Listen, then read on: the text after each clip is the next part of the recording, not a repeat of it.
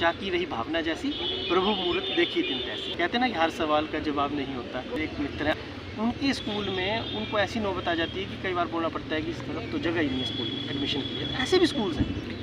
नमस्कार, मैं हूं सुमी प्रकाश मुभेटा और आज हमारे साथ हैं राष्ट्रपति शिक्षक पुरस्कार के विजेता हमारे साथ हैं युद्धवीर टंडन जी। कई पुरस्कार इनके नाम हो चुके हैं और कई और पुरस्कार इनके नाम होने वाले हैं, क्योंकि जिस तरह से ये कार्य करते हैं, जुनून है शिक्षा के क्षेत्र में कुछ अच्छा करने को, और जिस तरह से ये कार्य कर रहे हैं और ऐसे ही टीचर अगर करते रहेंगे तो मुझे लगता है कि बच्चों का फ्यूचर ब्राइट है। सेशन अभी शुरू हुआ है, सरकार के साथ तनातनी चल रही है, एजुकेशन सिस्टम सही दिशा में चल रहा है कि नहीं? आर्मी के जो हमारे स्कूल हैं वो अभी जस्ट उनकी शुरुआत हुई है और जो तनातनी की भी बात कही जा रही है, मुझे लगता है कि प्रजातंत्र है हमारे देश में और प्रजातंत्र में इसे हम एक कह सकते हैं कि हेल्दी डेमोक्रेसी की एक निशानी है। और इसमें जो हमारे कर्मचारी हैं, जो शिक्षक हैं, वो भी अपनी बात को रखने का प्रयास कर रहे हैं और मुझे लगता है कि लोकतांत्रिक जो ये हमारी प्रक्रिया है, इसके तहत ज़रूर जो शिक्षकों की बात को सुना जाएगा। पहले भी सुना जाता रहा है और इस बार भी ज़रूर सुना जाएगा। और जो भी एक मुझे लगता है कि कम्युनिकेशन गैप है वो संवाद से ही ठीक होता है और जब संवाद आपस में होगा तो कहीं ना कहीं इसका भी हल जो है वो सकारात्मक रूप से निकलेगा। अपनी मांगों को लेकर सांकेतिक धरना था और सरकार ने उनको सस्पेंड कर दिया। कुछ टीचर्स को सिर्फ अपने हक की बात कर रहे थे टीचर, और बड़ी बात ये है कि वो सिर्फ व्यवस्था जो ठीक करनी है उसके लिए आवाज़ बुलंद कर रहे हैं, जबकि उनके जो हक है उनकी तो वो बात ही नहीं कर रहे हैं। लेकिन जो शिक्षा प्रणाली है उसको ठीक तरीके से चलाया जा सके, बस उसी को लेकर वो आवाज़ बुलंद कर रहे थे। मुझे लगता है कि इस मामले में आपका एक जो वक्तव्य है महत्वपूर्ण इसलिए है क्योंकि आपने बहुत सी चीज़ें देखी हैं। एज चाहे ये छोटी हो, लेकिन जो आपका गरिमा है, जो पुरस्कार मिले हैं वो ऐसे नहीं मिलते हैं। नवाचार अच्छा किया है आपने, तभी आपको पुरस्कार मिले हैं। मैं जैसे आपने बात कही, आपने जहाँ बात छोड़ी वहीं से शुरू करना चाहूँगा। मेरा शिक्षा विभाग में जो अनुभव है वो भी एक दशक से भी कम का है और इस एक दशक में मैंने बहुत ज़्यादा, जिसको कह सकते हैं कि इस तरीके की परिस्थितियों को करीब से नहीं देखा है जब टकराव हुआ हो। छोटे मोटे इस तरीके की चीज़ें हमने सुनी हैं, देखी भी हैं, जैसे पीछे भी कई धरने हुए हैं। उसमें हाँ ठीक कह रहे हैं आपकी, इतनी बड़ी कार्रवाइयाँ नहीं हुई हैं। इस बार कार्रवाई हुई है लेकिन अब उसमें थोड़ी तस्वीरें साफ भी होती जा रही हैं। जैसे एक बात सुनने में आ रही थी समाचार पत्रों या अन्य सोर्सेज सोशल मीडिया के माध्यम से कि भी 900 के करीब शिक्षकों पर जो है वो FIR हुआ है, लेकिन अब ऐसा सुनने में आ रहा है कि ऐसा कुछ भी नहीं है। तो हो सकता है कि जो मैं पहले भी बात कर रहा था कम्युनिकेशन गैप की, तो एक अगर कम्युनिकेशन आपस में जब होगा, वाद विवाद जब आपस में होगा, संवाद होगा, तो मुझे लगता है कि, और शिक्षा मंत्री जी का एक वक्तव्य भी आया था वो भी हम सब ने सुना है, तो उसमें भी उन्होंने कहा है कि उन्होंने ये भी कहा है कि शिक्षकों का भी अधिकार है, वो अपनी बात रख सकते हैं। और साथ ही साथ उन्होंने ये भी कहा है कि आने वाले समय में इन सभी विषयों को लेकर के जो है वो हल निकाल लिया जाएगा। तो जब इतनी सकारात्मकता जो है वो हमें उनके वक्तव्य से सुनने को मिल रही है तो कहीं ना कहीं मुझे भी ये विश्वास है कि शायद ऐसा होगा। हालांकि जो सस्पेंशन या जो कार्रवाइयाँ हुई हैं, मैं तो व्यक्तिगत रूप से इतना ही कह सकता हूँ, एक शिक्षक होने के नाते, एक लोकतांत्रिक प्रक्रिया का नागरिक होने के नाते, इस महान लोकतांत्रिक देश भारत का एक मतलब नागरिक होने के नाते, कि ऐसा नहीं होता तो ज़्यादा अच्छा था।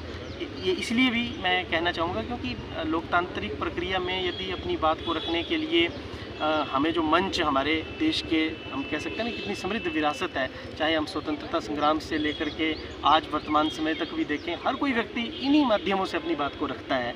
और मुझे लगता है कि वही सब माध्यम शिक्षकों ने भी इन्हीं माध्यमों के द्वारा अपनी बात को रखा है।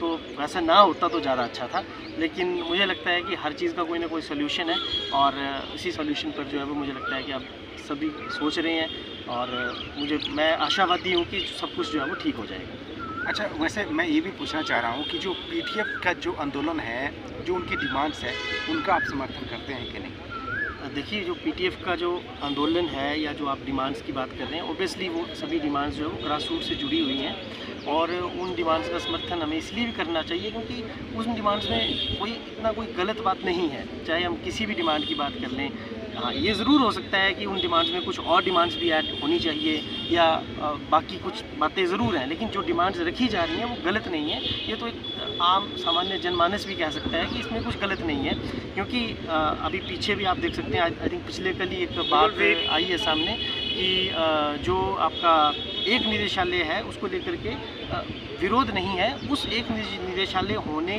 का जो पूरा का पूरा प्रोसेस है या वो कैसे होगा, उसमें कैसे शिक्षकों के हितों को और शिक्षकों के हितों के साथ साथ जो बाकी, क्योंकि एक ट्राइपोलर प्रोसेस है एजुकेशन, हम सभी जानते हैं, जिसमें शिक्षक, शिक्षार्थी और जो हमारे जितने भी अभिभावक हैं वो जुड़े हुए हैं। तो अगर एक भी पक्ष, एक भी जो उसका मतलब वो है वो डगमगाएगा तो कहीं ना कहीं असर सभी पूरे सिस्टम पे पड़ेगा। तो मैं ऐसा मानता हूँ कि वो एक कंसर्न है कि भाई ये जो सिस्टम पूरा का पूरा बनेगा, इस सिस्टम में शिक्षक का स्थान क्या रहेगा। जो प्रमोशन चैनल की बात की जा रही है या वो सब बातें जो की जा रही हैं, वो उस मामले में उतना ज़्यादा जो आप देख सकते हैं कि चला हुआ है, आप डिमांड चार्टर रखा ही हुआ है, उस पर मैं अलग से कोई क्योंकि बात नहीं कहना चाहूँगा, लेकिन वो ठीक है जो चला हुआ है।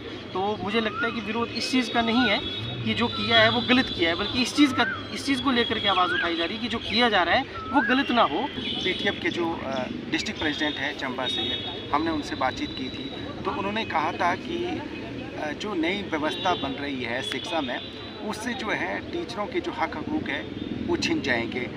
प्रमोशन होगी लेकिन जो डीडी पावर नहीं होगी, मतलब वो जो ओहदा होगा वो बोलने के लिए होगा कि ओहदा है, लेकिन उसके बेनिफिट नहीं मिलेंगे। तो मुझे लगता है कि ये तो सरासर गलत होगा।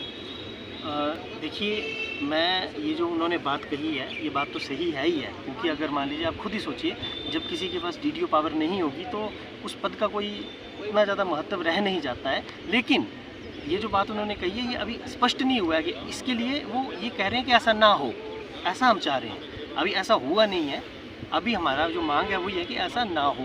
प्रस्तावित योजना है तो एक भविष्य को, क्योंकि शिक्षक हमेशा दूरदर्शी रहा है और हो सकता है कि जो एक भविष्य में जो घटनाएं परिवर्तित होने वाली हैं उसको लेकर के ही हम ये मांग रख रहे हैं। लेकिन इसके साथ साथ मैं कुछ बातें और भी रखना चाहूँगा, क्योंकि अब जब आपने इस बात में रखा है, जैसे इसमें कुछ बातें ऐसी भी हैं ना, जैसे मान लीजिए आप प्रमोशन की बात कर रहे हैं, ठीक है, लेकिन प्रमोशन में मेरिटोक्रेसी का भी तो स्थान होना चाहिए।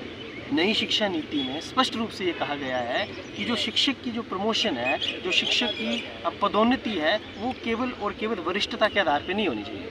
और इस बात को तो आप भी मानेंगे, जो जोश आपके अंदर आज है, वो जोश आपके अंदर आज से 20 साल बाद थोड़ी रहेगा या 10 साल बाद थोड़ी रहेगा, या आज से 5 साल पहले जो आपके अंदर जोश था वो धीरे धीरे उम्र के साथ घटता जाएगा। अनुभव का अपना एक स्थान है, लेकिन उसके लिए ऐसा होलिस्टिक फ्रेमवर्क बनाया जाए, एक ऐसा मतलब कोई सिस्टम डेवलप किया जाए जिसमें ऐसा नहीं है कि सिर्फ टेस्ट के आधार पर ही टीचर की प्रमोशन की जाए, या ऐसा भी नहीं है कि भाई सिर्फ और सिर्फ उसकी रिजल्ट को ही देखा जाए। एक कंप्लीट सेटअप जो है वो बनाया जाए, क्राइटेरिया बनाया जाए, फ्रेमवर्क बनाया जाए, और उसके आधार पर भी जो पदोन्नतियाँ हैं वो दी जाए। क्योंकि मैं ऐसा मानता हूँ कि जो हमारे युवा शिक्षक हैं, आप जो अभी विभाग में आए हैं, यदि अभी उनकी क्षमताओं का उचित दोहन नहीं होगा, तो जब उनकी क्षमताओं को दोहन करने का समय आएगा, तब तक क्षमताओं में ह्रास जो है, हम ये कह सकते हैं कि उसमें क्षीणता, कमी जो है वो नेचुरली आती है। एक ह्यूमन बीइंग है, हम सभी इस चीज़ को समझते हैं इस बात को। तो इस चीज़ को भी शिक्षा विभाग को ध्यान में रखना चाहिए, ऐसा भी काम होना चाहिए। इसके अलावा एक बात और बहुत इम्पॉर्टेंट है कि जो अंग्रेजी को जो है वो माध्यम बनाया गया है। नो डाउट अंग्रेजी इस समय पर जो है वो एक वैश्विक भाषा है। अंग्रेजी जो है वो इस समय पर एक लिंक का काम करती है, अंतर्राष्ट्रीय स्तर पर ख्यातिलब्ध भाषा है, और इसके साथ साथ एक ज़रूरत है आज के समय में, नीड है। जैसे आज के समय में अगर हम बात करें तो खाना पानी ज़रूरत है, उसी तरीके से अगर भाषा की स्थिति में अंग्रेजी को हम जो है वो एक नेसेसिटी मान सकते हैं। इवन चंबा में ही देख लीजिए, आज अंग्रेजी नहीं आएगी तो कई जगह पर हमें थोड़ी सी अपने आप को हम क्षीण मानेंगे। लेकिन इसके साथ साथ हमारा ये भी फर्ज बनता है, आज दुनिया में लड़ाई किस चीज़ की है? आज दुनिया में एक तरीके से हम कह सकते हैं कि मेन चीज़ क्या, पहचान है। अगर कहीं हमारी पहचान, हमारी हिंदी ख़त्म हो जाए तो फिर मुझे लगता है कि उस एडवांसमेंट का भी कोई फ़ायदा नहीं है।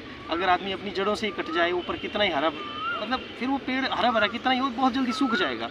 तो मैंने ये चीज़ क्योंकि एक शिक्षक होने के नाते जो मैंने सिंगापुर में भी ऑब्ज़र्व किया कि वहाँ पर भी जो आज से 20-25 साल पहले वहाँ की स्थानीय मातृभाषा को छोड़कर अंग्रेज़ी को जो तरजीह दी गई।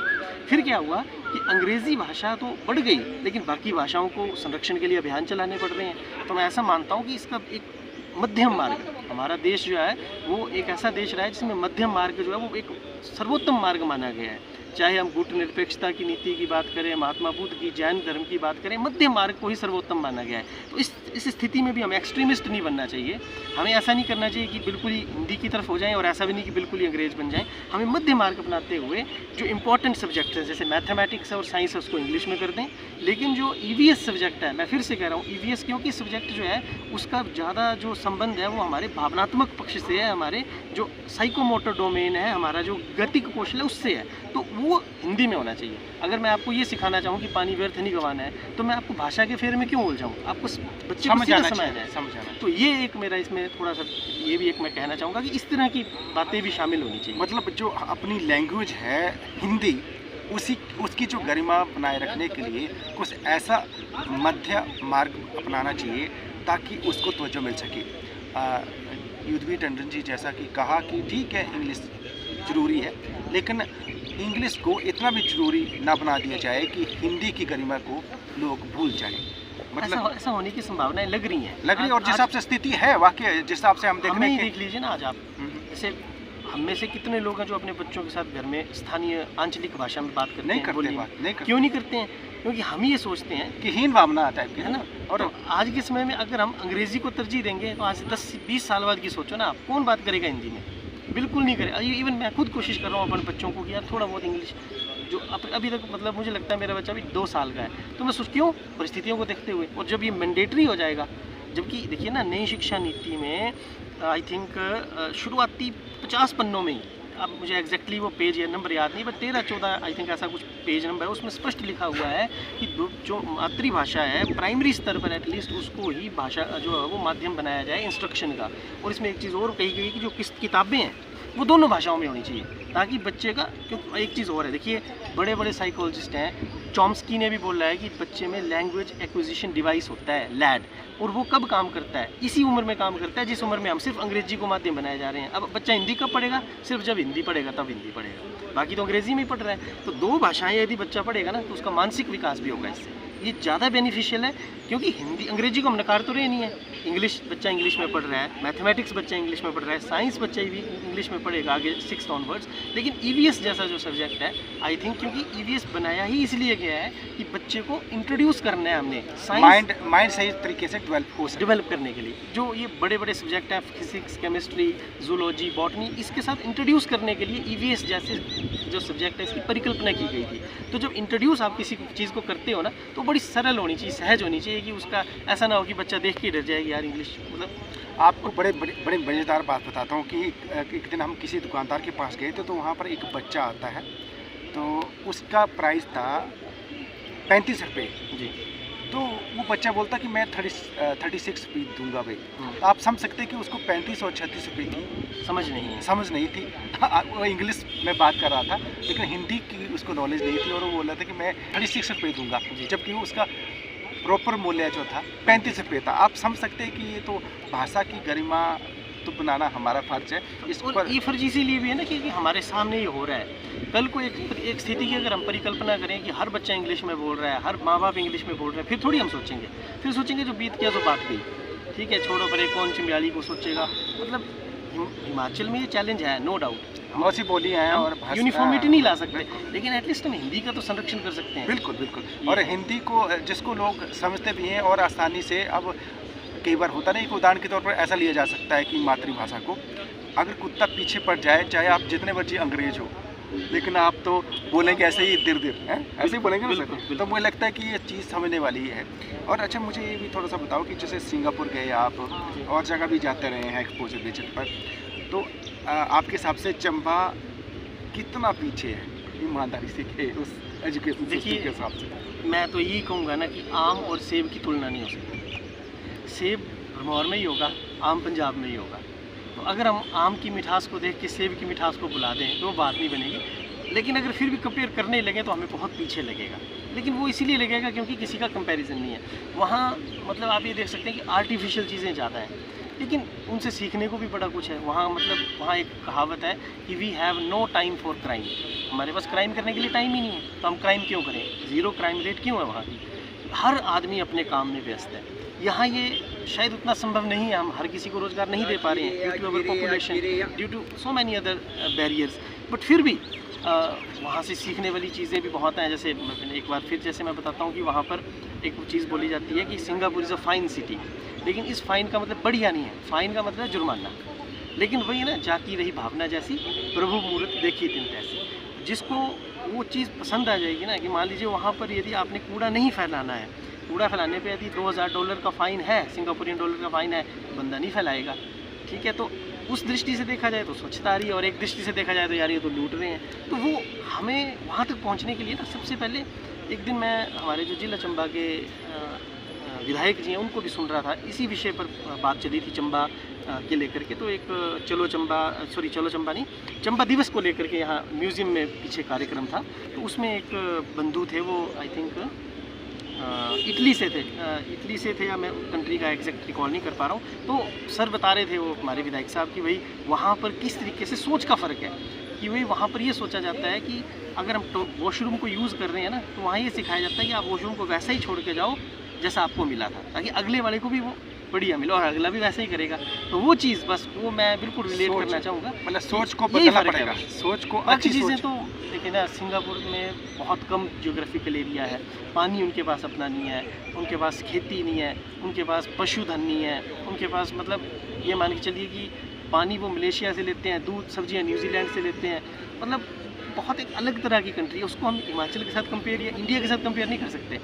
इंडिया में उनके पास कुछ नहीं है, इसके बावजूद वो सर्वाइव कर रहा है, और सर्वाइव भी नहीं कर रहा है, एजुकेशन में टॉप पे है। हाँ, और हमारे पास सब कुछ है, लेकिन इसके कहीं ना कहीं हम ये चीज़ तो शायद इसको हम अब क्या बोल सकते हैं, माइंडसेट बोल सकते हैं, या ये एक इसे हम सवाल के रूप में ही छोड़ दें। मुझे लगता है जो हमारे प्रबुद्ध दर्शक देख रहे हैं, क्योंकि कुछ हर चीज़ का जवाब संभव नहीं है, कहते हैं ना कि हर सवाल का जवाब नहीं होता, तो हो सकता है कि इसको हम एज ए क्वेश्चन ही छोड़ दें, तो ताकि सोचें लोग। हो सकता है आप जब इस वीडियो को देखेंगे तो आपको कमेंट के माध्यम से लोगों के बहुत सारे आए कि हाँ यार ये सवाल छोड़ा था इस इंटरव्यू में हमने, और उसके सवाल के हो सकता है कुछ अच्छे जवाब वहाँ नीचे आए। अच्छा, मुझे बताओ थोड़ा सा, आजकल ना भीड़ चाल है कि हर कोई स्कूल कौन है बढ़िया, प्राइवेट स्कूल है। मुझे लगता है कि आपसे बेहतर कोई जवाब नहीं दे सकता इस मामले में, क्योंकि बहुत सी चीज़ें हमने देखी कि हर कोई पीछे घुस रहा है, कहाँ जाना, प्राइवेट स्कूल में, इस स्कूल में, इस स्कूल में, इस स्कूल में। तो सरकारी स्कूल सरकार इतना इन्वेस्ट कर रही है। खैर आजकल वो जो सांकेतिक धरना के बाद थोड़ा सा माहौल चेंज हुआ है, लेकिन मुझे लगता है कि इस मामले में थोड़ा सा जवाब मिलना चाहिए। नहीं, इसमें मैं एक चीज़ तो ये बोलना चाहूँगा कि स्कूल अपने आप में कोई भी बढ़िया नहीं है, कोई भी घटिया नहीं है। अब ये नहीं बोल सकते हैं कि ये स्कूल बढ़िया है, वो स्कूल घटिया है। क्यों नहीं बोल सकते? क्योंकि स्कूल तो एक बिल्डिंग है ना, बिल्डिंग या एक इंफ्रास्ट्रक्चर है। हम उसके आधार पर ये निर्णय नहीं कर सकते कि कौन बढ़िया है कौन घटिया है। स्कूल उसके अंदर की जो सोच है ना, उसके अंदर का जो एक काम करने की जो एक पद्धति है, उस पर निर्भर करता है कि स्कूल क्या है, व्यवस्था, तो सिस्टम। बहुत से ऐसे सरकारी स्कूल हैं, जैसे आप नवोदय को देखिए, क्या वो प्राइवेट है?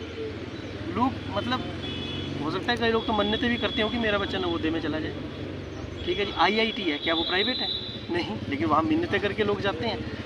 उसी तरीके से बहुत से ऐसे प्राइमरी स्कूल हैं, मैं गिना सकता हूँ। मेरे एक मित्र हैं आशीष बहल जी, उनके स्कूल में उनको ऐसी नौबत आ जाती है कि कई बार बोलना पड़ता है कि इस तरफ तो जगह ही नहीं है स्कूल में एडमिशन के लिए। ऐसे भी स्कूल्स हैं, ऐसे भी स्कूल्स हैं। तो हम ये नहीं कर सकते, एक कैटेगराइज नहीं कर सकते कि और ये जो जिस स्कूल का जिक्र किया है युद्धवीर टंडन जी ने, वो चंबा डिस्ट्रिक्ट का स्कूल, बिल्कुल चंबा डिस्ट्रिक्ट का हमारे यहाँ अपने बटियात का स्कूल है। तो ऐसे बहुत से स्कूल हैं। मैं अगर आपको और बड़ी बात है जो बहुत से स्कूल, ये जो भाई साहब है ना अपने स्कूल का जिक्र नहीं कर रहे हैं, वो भी बहुत बढ़िया है। जो नवाचार जो किया है ना, वहीं से अगर किसी टीचर को अवार्ड मिलते हैं तो ऐसे नहीं मिलते हैं, उनकी परफॉर्मेंस रहती है। और उसी लहजे में मैं यही कहना चाहता हूँ कि जिस तरह से युद्धवीर टंडन जी कार्य कर रहे हैं, यदि कुछ टीचर और प्रयास करें तो मुझे लगता है कि जो शिक्षा की जो व्यवस्था है ना, उसको बहुत ही सुंदर या सुदृढ़ किया जा सकता है। एंड में आपकी तरफ से मैं सिर्फ मैसेज चाहूँगा, क्योंकि हमने जो टॉपिक था सांकेतिक धरने को लेकर शुरू किया था, थोड़ा सा चर्चा था हो रही थी, और बड़ी बात है कि आप एक्सपोजर विजिट पर भी गए थे, बहुत सी चीज़ें हुई हैं। और जो एक्सपोजर विजिट का अगर निष्कर्ष निकालें तो क्या रहेगा सर? मैंने तो यही देखा कि वहाँ सिंगापुर में क्या है ना, कि मान लीजिए एक म्यूज़िक का टीचर रखना है उन्होंने, ठीक है, तो वो सीधा गाना गवाएंगे, भाई गाना गवा और बच्चे को सिखा। अगर उसको ज्ञान है ना, वो बच्चे को सिखा सकता है ना, फिर कोई डिग्री नहीं चाहिए उनको, सीधा अंदर। ये प्रिंसिपल्स के पास वहाँ पावर है। दूसरी ओर अगर कोई साइंस का टीचर रखना है, उसके लिए प्रोसेस है पूरा, जैसे हमारे इंडिया में है कि भाई बाकायदा एडवर्टीजमेंट होगी, वैकेंसी निकलेगी मिनिस्ट्री ऑफ एजुकेशन की, ये वो पूरा प्रोसेस वो सेम है। लेकिन वहाँ इस तरीके की एक स्कोप भी छोड़ा हुआ है कि यदि कोई स्किल की बात है, जैसे वहाँ हिंदी सिखाने के लिए कोई हिंदी टीचर लेना है, तो फिर उनको डिग्री की ज़रूरत नहीं है, हिंदी आनी चाहिए, हिंदी का ज्ञान होना चाहिए। अगर वो हिंदी बच्चों को सिखा सकता है, he is most welcome in the school. तो मैं ऐसा मानता हूँ वहाँ के टीचर्स को सबसे ज़्यादा वो फोकस करते हैं उनके ब्रेन पे। वहाँ पर क्या है कि वो अब जो टीचर एक बार सिस्टम में आ जाता है ना, उसकी वो अकाउंटेबिलिटी भी फिक्स करते हैं और अकाउंटेबिलिटी के साथ साथ उसको पॉलिश भी करते हैं। जैसे हमारे ना प्रदेश में अभी देखो रिसेंटली क्या है कि स्टडी लीव को बंद कर दिया गया है। तो मैं ऐसा मानता हूँ कि शिक्षक को स्टडी करने के लिए अवसर मिलना चाहिए, मेरा ऐसा मानना है। मतलब स्टडी लीव बंद नहीं होनी चाहिए। चलिए, उसको हो सकता है कि उसका कोई एक अलग पक्ष हो, क्योंकि हम भी कोई सर्वव्यापी या सर्वज्ञाता नहीं है, हमें भी नहीं पता किस चीज़ को ध्यान में रख के क्या फ़ैसला लिया गया है।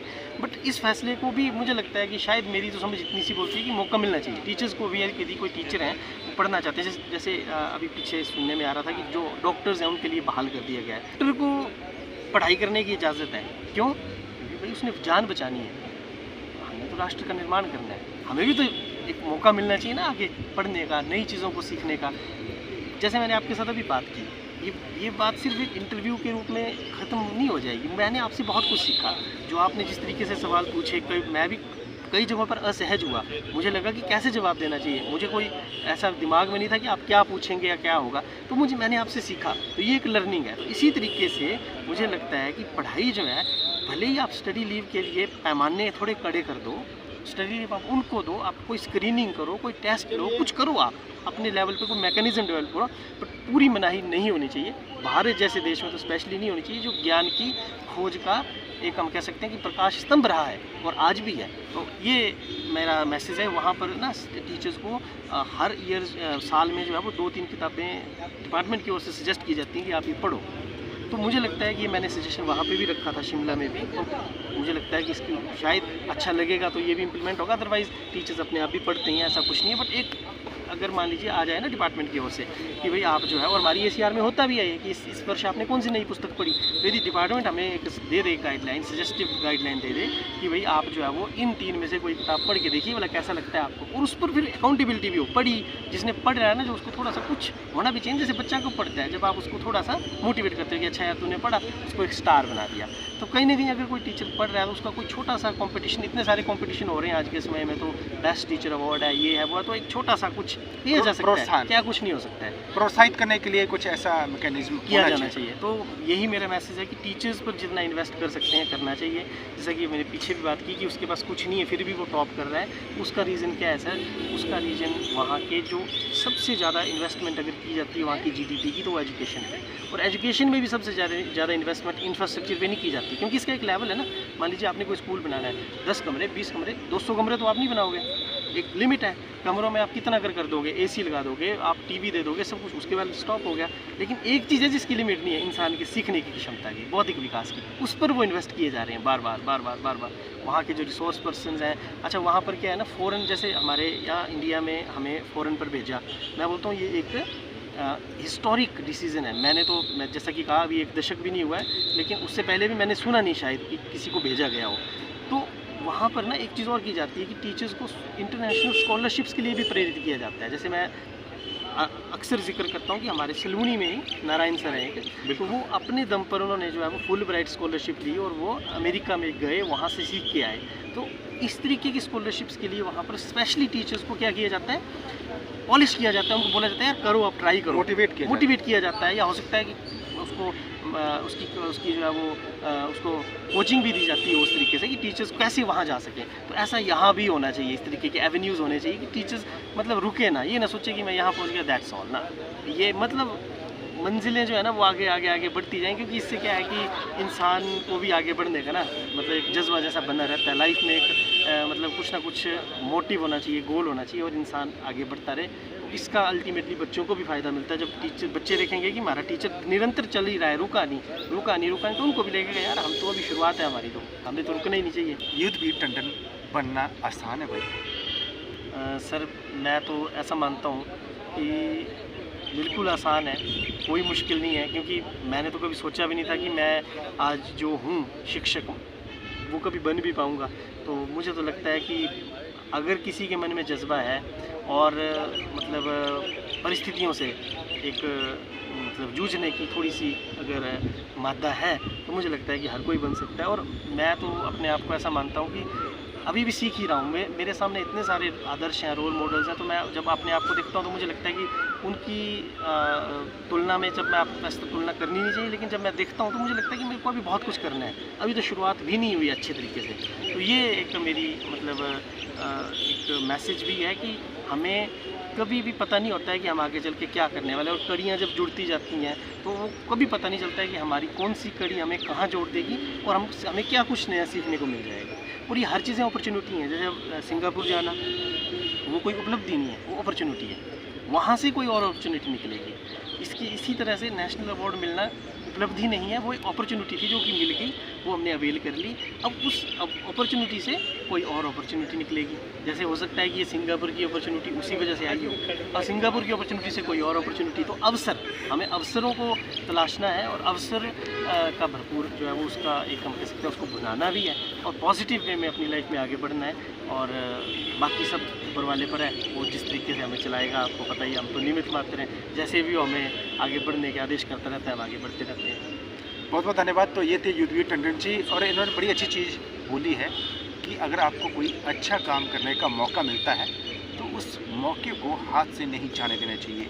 अपना 100% दो, ऊपर वाला आपकी मदद करेगा, और आप जिस तरह से शिद्दत से मेहनत करेंगे तो आपको उम्मीद जितनी होगी उससे कई ज़्यादा उम्मीदों पर आप खरा उतरेंगे, और आपको ऊपर वाला का आशीर्वाद भी मिलेगा। बहुत बहुत धन्यवाद। धन्यवाद।